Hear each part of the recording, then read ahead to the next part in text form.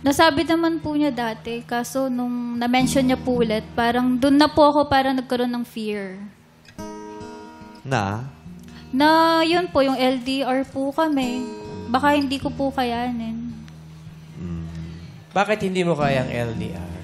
Kasi po yung love language ko po, actually even siya, yung physical touch po talaga na laging magkalapit sa isa't isa po talaga yung...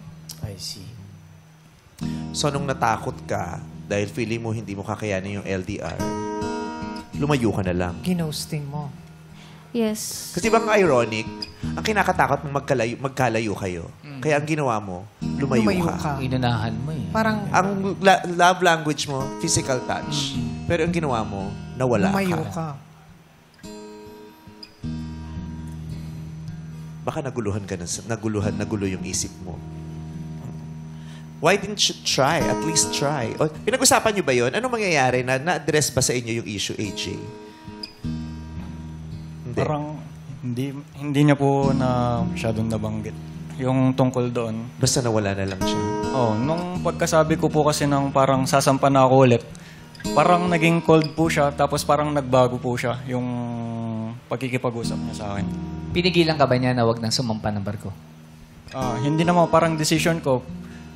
Pero yung yung love language niya po kasi is physical touch, which is hindi ko kayang non-negotiable po siya na hindi ko pwedeng magawa kasi nga seaman po ako.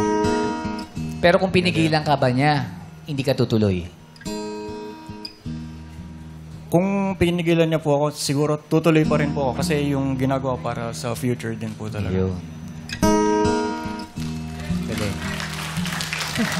Parang may mga seaman. May mga seaman pala Yun, dito. meron mga seaman. Actually, ang hirap talaga ng buhay ng mga Yes. seaman. Oo, mga seafarer. Hindi lang naman yung mga naiiwan nila ang nasasaktan, sila din. Sila din. Totoo. Hindi lang yung naiiwan nilang nahihirapan, sila din. Hindi lang yung mga naiiwan nila ang nakikipaglaban sa lungkot, Oo. sa kawalan ng kapiling, sila din. Eh at least nga yung hindi naman least kasi masakit pa rin yun eh. Pero yun nga, at least, yung naiwan mo nga, kasama niya pa yung pamilya niya. Eh. Pero ikaw, mag-isa kang umalis eh.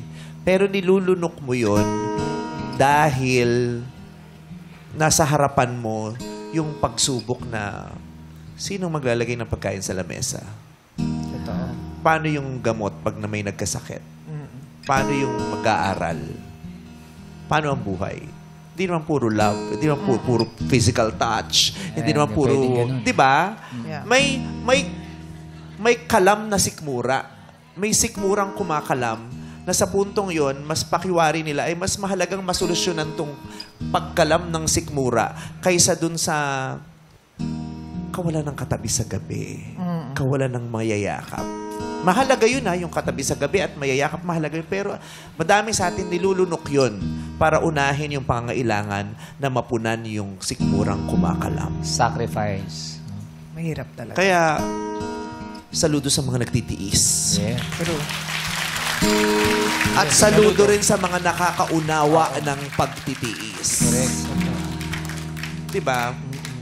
Minsan, it's not your choice to be the breadwinner. But there is no choice. You have to take that challenge to be a breadwinner for your family, your loved ones, to survive. Lahat tayo nakikipaglaban para makaraos. So, yun. Mahirap para sa inyo. Pero, ikaw din. Pareho kayo mahihirapan. Meron kang pangarap. Meron kang pangangailangan din sa damdamin, sa puso, sa katawan, di ba? May kanya-kanya tayong pangangailangan at kailangan natin i-acknowledge yan. But then again, ano man ang rason, still, ghosting is not a fair action. Na-realize mo ba yun? Na parang, valid naman, masakit, malungkot, pero hindi patas na bigla ka na lang nawala din sa kanya nang walang paalam o anumang salita. Tapos bumalik ka din eh, di ba? So, hindi ka pala ng ghost, ng zombie ka. Zombie yun. Zombie. Ghosting kasi yung bigla ka na lang nawala. Namatay ka na, nawala ka na. Hindi niya na alam kung saan ka napunta, kung sa purgatorio, sa impyerno o sa langit. Pero yung ghosting, yung nawala ka, tapos bigla ka nabuhay ulit. Yeah. Na, eto ako ulit, game na ulit. Di ba ganun yung mga zombie na mamatay, tapos nabubuhay, na mamatay, nabubuhay? Yung zombieing. Zombie pala yun. yun. Hindi ko alam Zombie. yun. Meron palang ganun. Oo, baka nga may na-zombie ka na hindi mo alam. Ay! Naso kasi, patawain yun. Nag-isip eh. Naisip siya.